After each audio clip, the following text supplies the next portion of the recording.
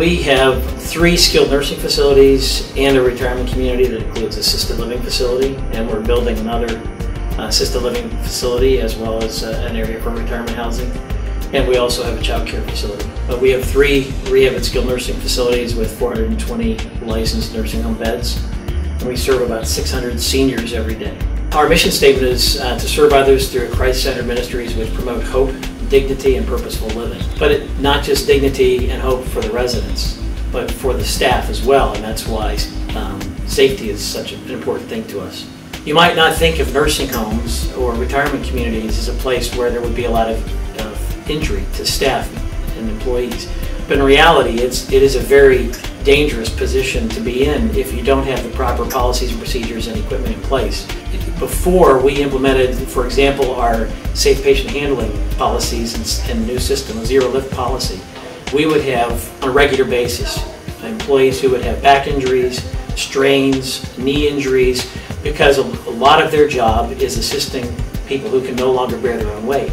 So they're either transferring them out of bed into a wheelchair, out of a wheelchair into a toileting situation, or back into bed, or they might be lifting, just as simple as lifting somebody up who has slid down in the wheelchair, so they need to reposition them. Any of those types of activities before we implemented the new safe patient handling processes could have easily resulted in an injury. Our safety committees in the buildings are ran by the administrator and the director of nursing, and we have employees from all departments, from housekeeping, dietary, maintenance. Every department is involved in that. I do look at some goals and oversee some goals as far as how we want to proceed for each year. We try to determine what our safety goals will be, and then it's the responsibility of the safety committees just to find out how to meet those goals. So my role is really to oversee and just get updates and make sure that we're heading down the right path. We recognize now that over the years that care providers are built the same way as their patients.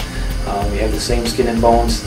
As we're helping a weaker individual to walk or move, we're putting that burden on ourselves.